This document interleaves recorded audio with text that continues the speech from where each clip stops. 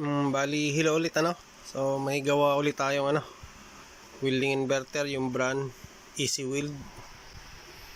Model yan, ARC 300. So, IGBT yung yan, IGBT yung gamit.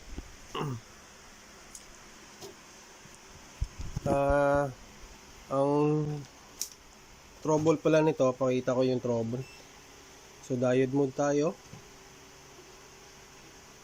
So, ayan, kita nyo, shorted shorted. So, kahit na continuity, shorted. So, di natin pwedeng i-plug in to kasi baka hindi pa sira yung mga IGBT. Pagka sinaksak natin, baka masira ulit baka pumutok.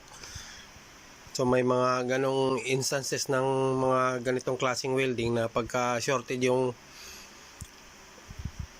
diode output natin, may tendency na pumutok yung IGBT natin pag sinaksak natin lalo na pagka matagal mong inon. So sa case pala na to, sabi nung kakilala ko, kasi sa kanya kasi galing to sabi niya yung may-ari na nito, bali dinala na daw to sa ibang paggawaan, tapos nagawa na. So sa madaling sabi, nagawa na. Nung pagkagawa, binigay sa customer. Tapos na ginamit ni customer nung pagka on daw ng welding, tapos ginamit niya, pinaspark niya, ganun ulit. Pumutok ulit yung pumutok ulit yung hindi pumutok na ayaw na namang mag-welding. So kaya nakailang, hindi ko lang alam kung nakailang balik na yung customer so panay ganito yung sira. So para malaman natin at saka yung kung anong dahilan bakit nasisira yung mga output, so tingnan natin baka quality ng piyesa o iba. So buksan ko lang yung welding, tapos tingnan natin kung anong makikita natin sa loob. Bali ito na yung loob So yung capacitor nakaganito na lang. Tapos yan yung ito yung tatlong diode. So yung welding machine na 300 amperes, malayo sa 300 amperes to. Tapos yan yung dalawang IGBT, tatlong diode lang yung ginamit. Isa, dalawa, tatlo So ito yung IGBT yan. Ito lang yung board. Ay.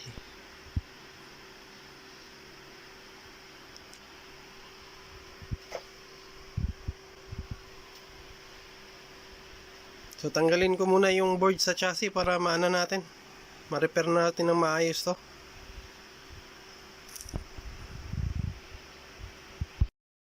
Hello ulit bali ito na yung board ni Easy Weld. Tinanggal natin. Tinanggal na rin natin dito, pero ito nakita ko. Yan. Yung dalawang IGBT, magkaiba yung itsura. Parehas yung number. Tapos yung capacitor dito, mamaya na yung capacitor, yan din. Parehas ng number, magkaiba yung itsura Pagka ganito kasi ginagawa ng mga ibang gumagawa ng welding, asahan nyo na yung gawa nyo pabalik-balik kasi hindi nyo talaga, kung nagpalit kayo ng isa dito, kung hindi kayo ang bibili, yung customer, pabilan nyo na dalawa para parehas bago. Tapos dito, yung ginamit na microfarad 330. So pang TV lang to Hindi masyadong nakakaano to. Dapat kasi nakalagay dito minimum nasa 470 to 820 microfarad.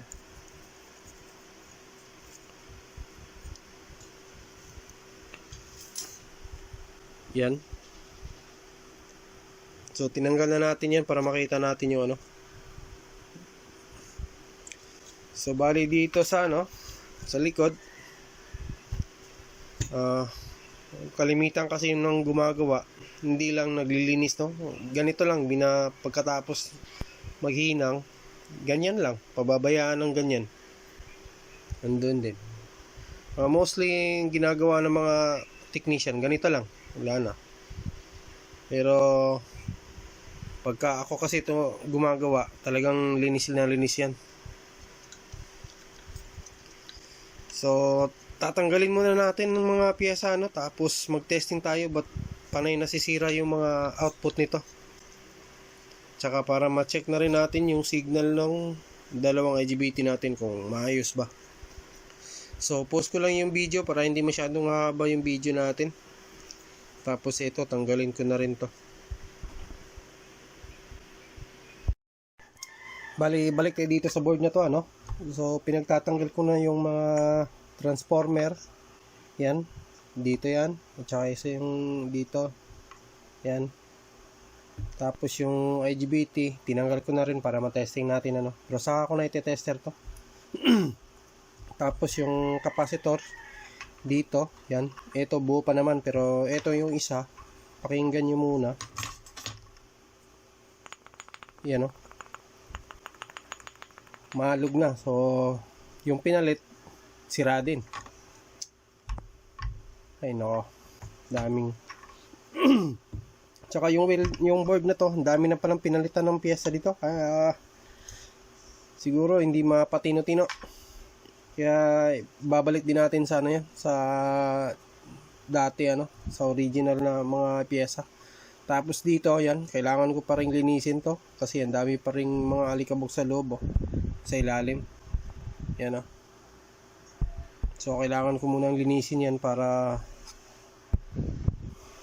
mabalik natin sa dati yung yung welding na to.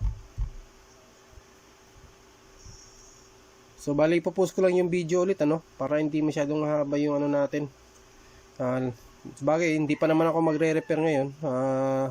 Maglilinis lang ako para wala na tayong sagabal dito na area. Kasi dito medyo wala namang problema, dito lang. Kasi kailangan nating linisin pati dito sa ilalim. Ito kailangan ko pa rin tanggalin to. Tsaka yung capacitor dito sa ilalim, kailangan ko pa rin tanggalin yan. So post lang natin para hindi masyadong haba.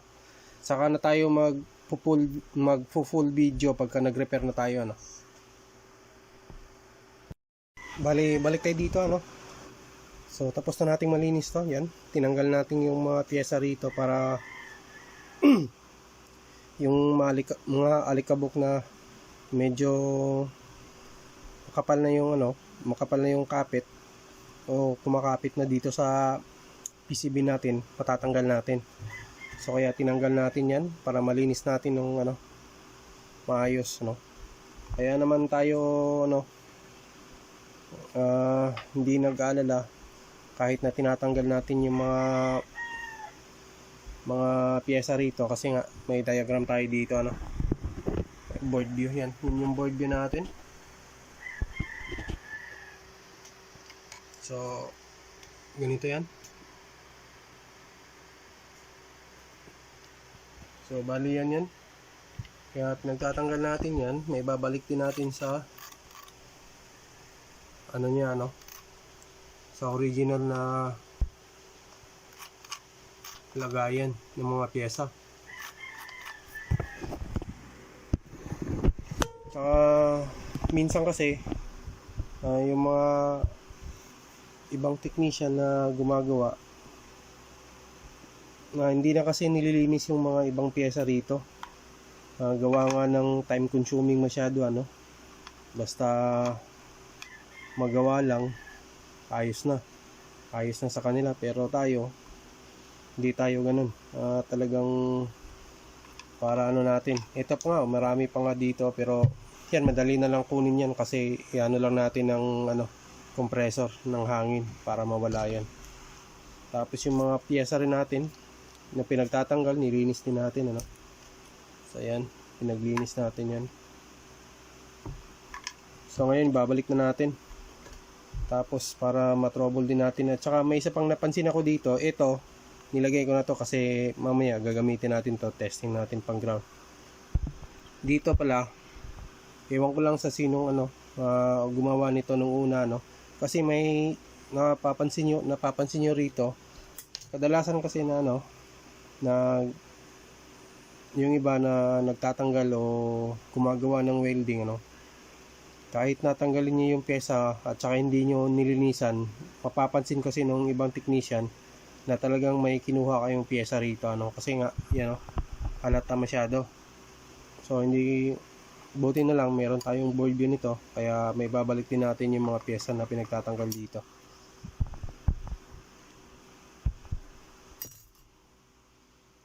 Sana naman wag yung masyadong tanggalin kasi nga kawawa yung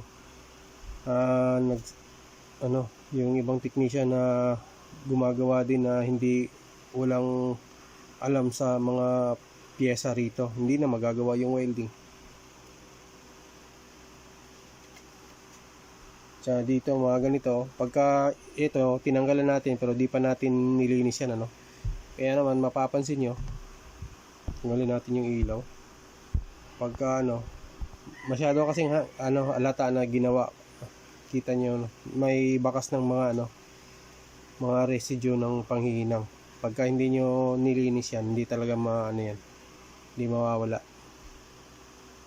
Pero sa atin linisin natin mamaya yan para maayos naman yung repair natin. Tsaka pag balik natin kay customer nito, medyo matutuwa rin. At hindi pa balik-balik yung gawa natin.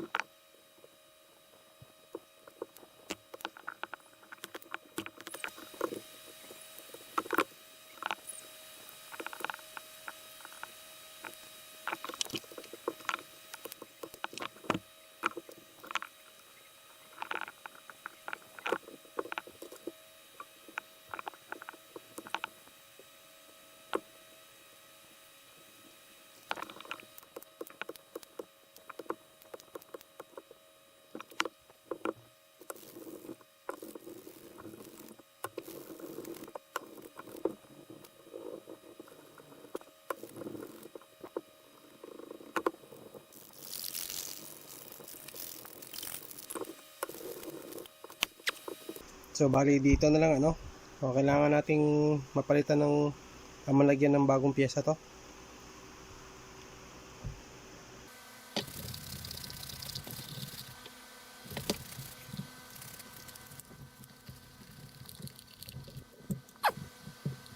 So bali ayan, lagyan lang natin ng bagong pyesa, yung bagong number dito.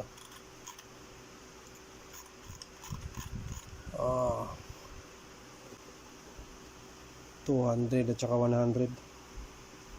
So bali kumuha lang tayo ng ibang pyesa sa ibang board, kasi nga malalaki yung mga resistor nito. Yung nandito sa akin lang maliit. So source na natin yan. Tapos 200 yan, tapos 100.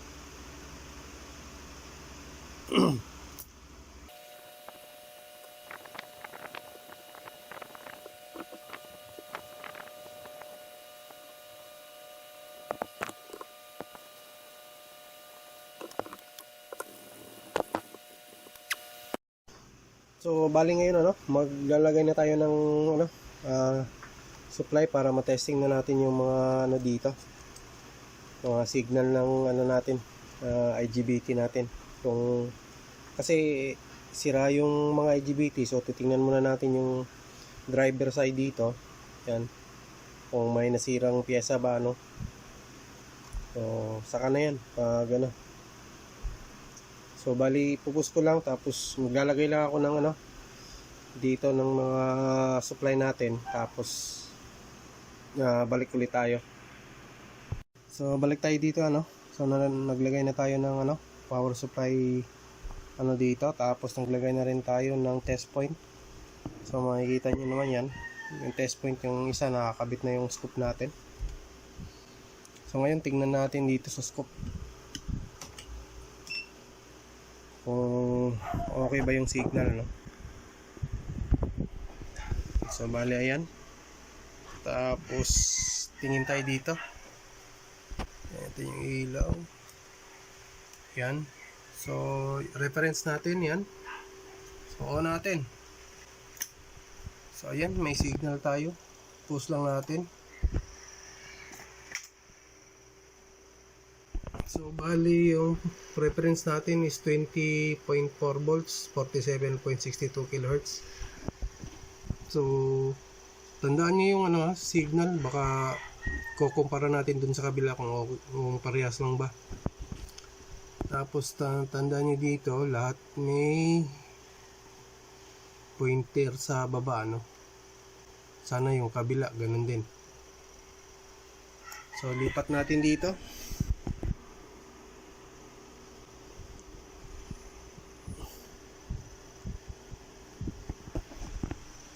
So ayan. So run ulit natin. On ulit natin. So ayan. So mukhang parehas lang naman. Pero mas mataas yung frequency dito. 48.78 kHz. So saglit lang, run ulit natin. Baka mali lang yung pick up natin. So ayan, 40 talaga, 48. So hindi sila magkaparehas ng frequency. So 48.78 kHz. So balik natin dito.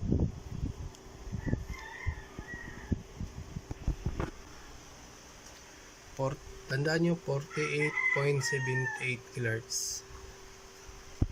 So run ulit natin. Ayan. So okay lang, parehas lang.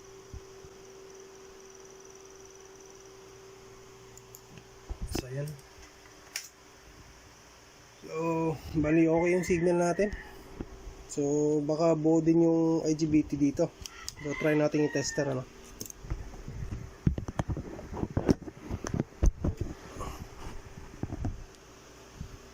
So ito yung dalawang ginamit na IGBT. Magkaiba yung, parehas yung number, magkaiba yung itsura. Okay lang naman din yan. Pero pangit kasi tingnan pagka ganito, masyadong halata. Pagka either sa kanila yung sira, dapat buo na yung dapat palitan mo na. So tester natin dito. Digital muna.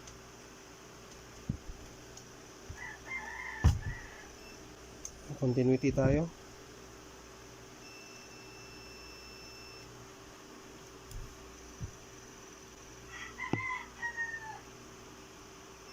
Ay, patay. Ba't nasira?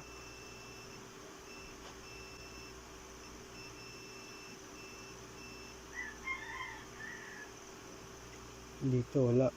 Buo yung isa. Kung okay yung signal, ba't nasira yung IGBT? Yun yung isang tanong doon. Kuha muna natin yung up na natin dito.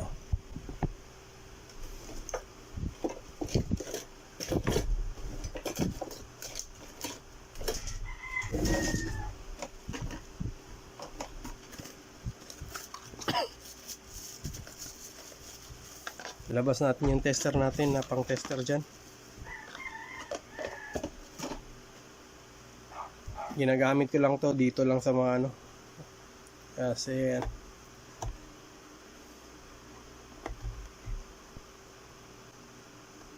ay, hindi ko pala napatay ito. So ayan.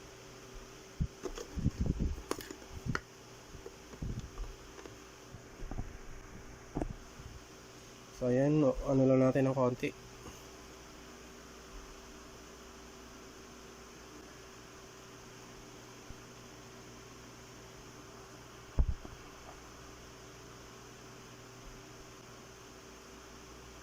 So ayan, sorted talaga yung isa. Ba't nasira yan? Ayos naman yung signal. Tapos dito, ayun, may leak na rin.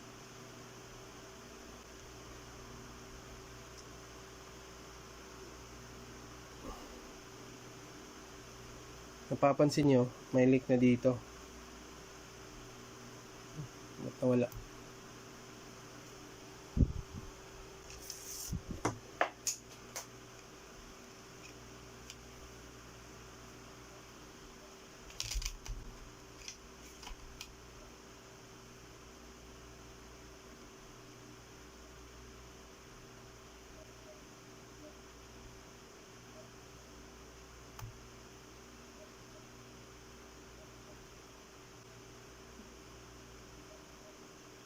Okay pa naman to.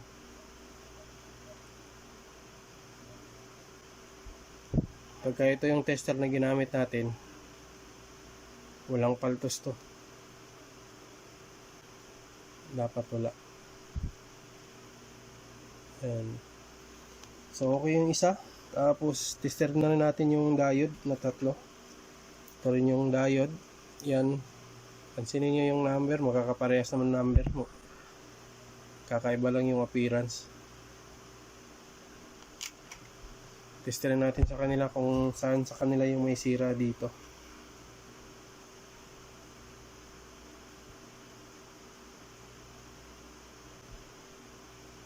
May reverse bias pa. Ito siguro yung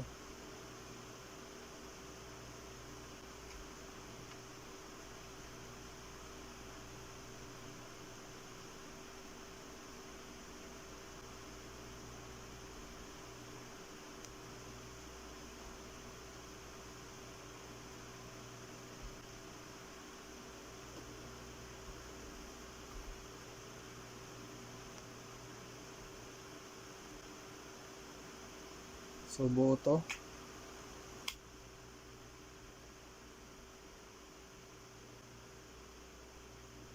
Ito shorted.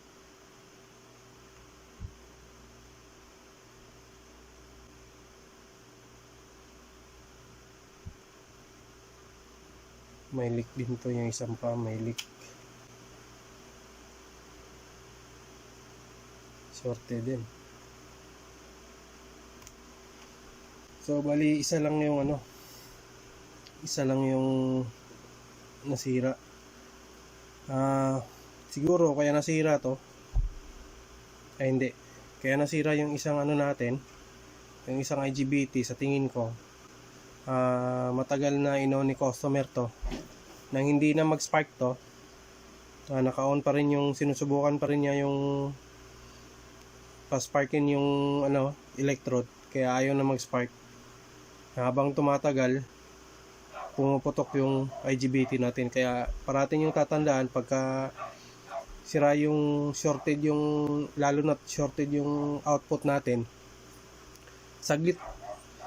Pagka ganon, kung maaari, huwag nyo nang paandarin. Kasi nga, baka buo yung IGBT natin.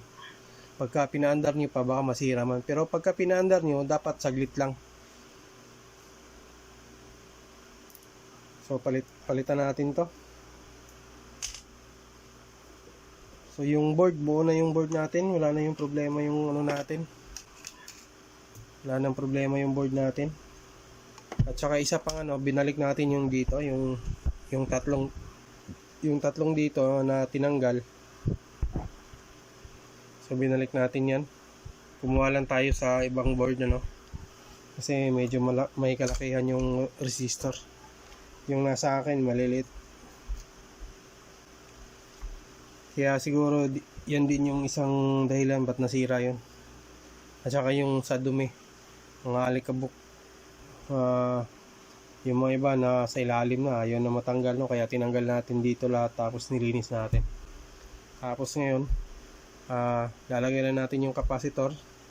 Ito di na natin ilalagay ito kasi nga mahalog na. So ito na lang yung dalawa ibabalik natin. Kaso nga lang 330 to. Pero subukan muna natin itong ibalik. Hello ulit ano. So nailagay na natin yung mga output diode natin. So bago natin gamitin yung power supply mismo ng welding machine, bago natin mailagay yun, so huling testing na lang to, itong gamit nating workbench power supply para matingnan natin yung signal bago tayo maglagay ng IGBT. So ayan, wala pa rin ano yan. So natin yung welding. So ayan, makita, push na natin. So ayan yung reference natin, 20.7 volts, 48.78 kHz. So bali okay na dito. So lipat tayo dito sa kabila. So ayan, tapos run ulit natin. So punta muna tayo doon. So ayan, nakakabit yan. So nakakabit na yan, ano? So balik tayo dito ulit. So on ulit natin. So ayan, push natin. Tapos 21.0, 48.78 kHz. So okay na. So magte-test ulit tayo dito, pero analog na tester gamitin natin kasi hindi na ako pwedeng gumamit ng oscilloscope sa pagkakataong gumamit na tayo ng mismong power supply ng welding, no? Kasi nga it's either masira yung, sa akin lang to ha, it's either masira yung oscilloscope ko o di kaya yung PC ko. Kaya ayaw kong gumamit ng oscilloscope pagka ganun. Kasi nga ang ground ng welding at saka ground ng oscilloscope at saka laptop ko magkaiba. Kaya pagka medyo nagkamali tayo ng konti, it's either sa dalawang masira, yung laptop ko o yung oscilloscope ko. Pero pag portable naman gamit nyo, wala nang problema doon. Basta dito lang kayo gumamit, ano.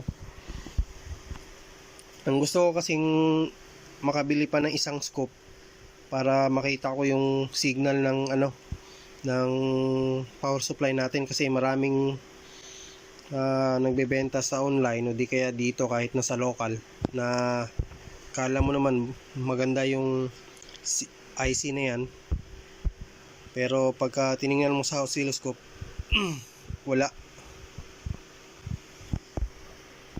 So post ko lang ulit at maglalagay lang ako dito ng ng switching transformer para sa power supply natin.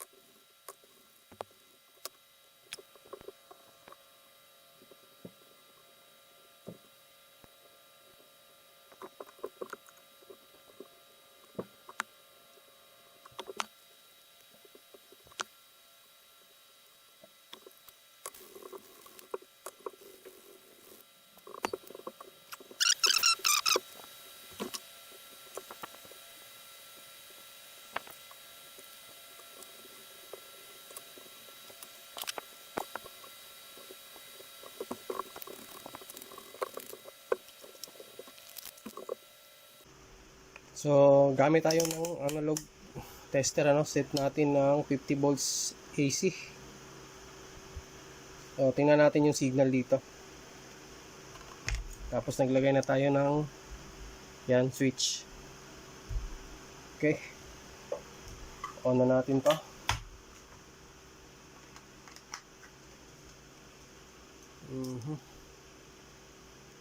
So wala muna nakakabit. Teka lang, kabit muna natin yung yung control dito para isahan na. So push ko lang ulit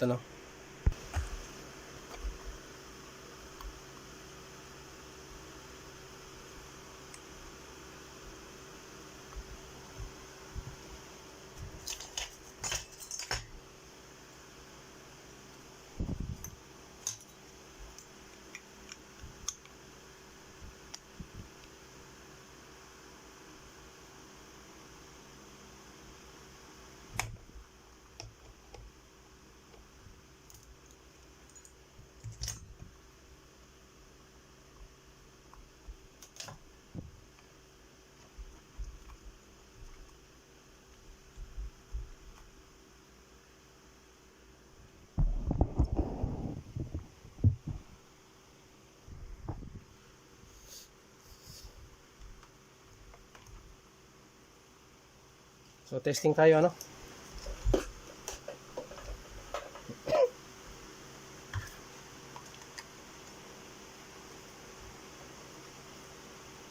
So natin yung extension. Yan, naka-on na. Tapos dito, testing na tayo.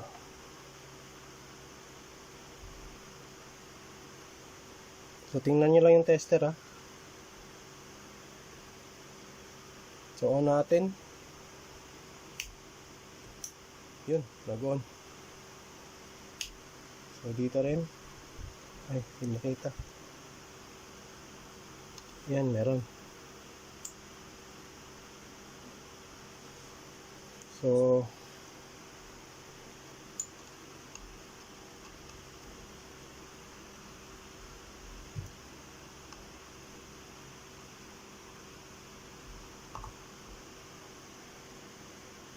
ayan, on ulit natin. Yan. Umana. Tapos dito. Umana din. Kahit nabaliktaran to, isa lang masusukat nyo. Yan o. Dito, wala na. So, bali okay na. Maglalagyan na lang tayo ng bagong IGBT. Tapos, saka na natin malalaman kung okay na ba talaga to. Pati yung spark. Kung makokontrol ba natin yung mga spark ano. So, kung okay na yun, di saka na natin malalaman yung pagka nag-welding na tayo. So, lalagay lang tayo ng mga bagong IGBT para mabuo ko na rin tong welding na to.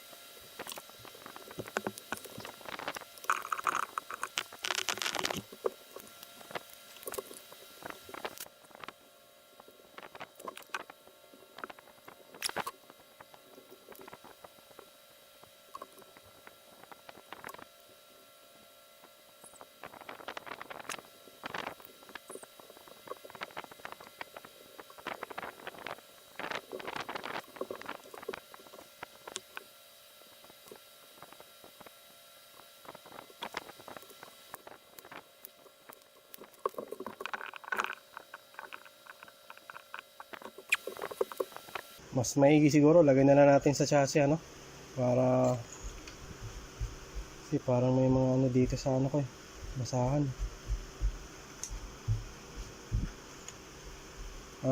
Ganito na lang, saglit lang natin papaanda rin. Pagka nagkaroon ng output di okay na yun. Doon na natin iti-testing ng todo sa chassis.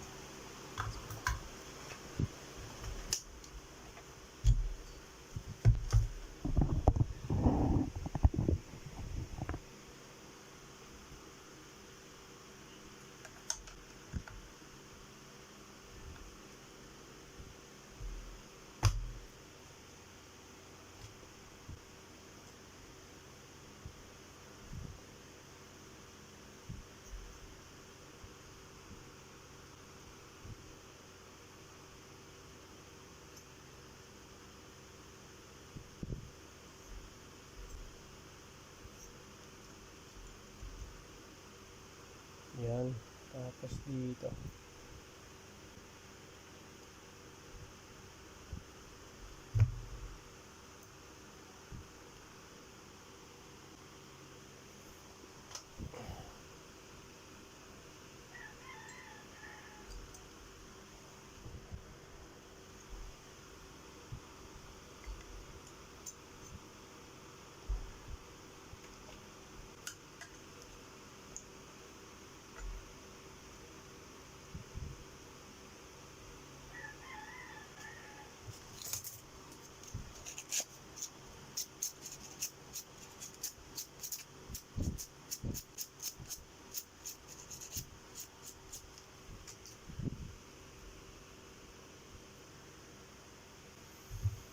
So tingnan nyo na lang ano yung output natin kung magkakaroon ba.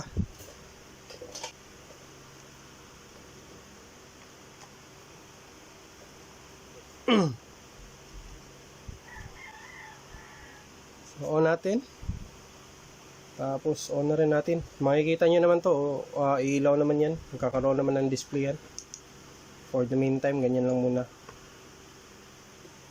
So ito na ano, tapos tingnan nyo yung ano natin, monitor natin. So ito na. So ayan, 49. So meron. Sira pa ata yung display. So doon na lang natin papatagalin panda rin sa chassis niya, no? So at least may nakuha na tayong output.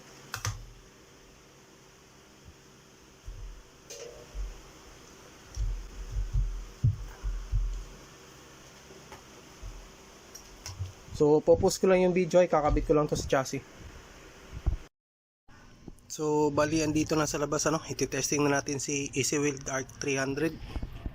So ayan. No-on natin yung welding. So ayan, naka-on.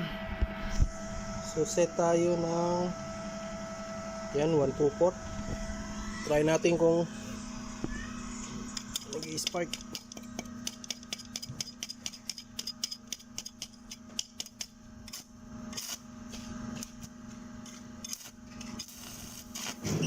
So, lakasan natin. Nako-control ba natin? Ayan, nako-control. So, testing tayo sa yan. Welding natin.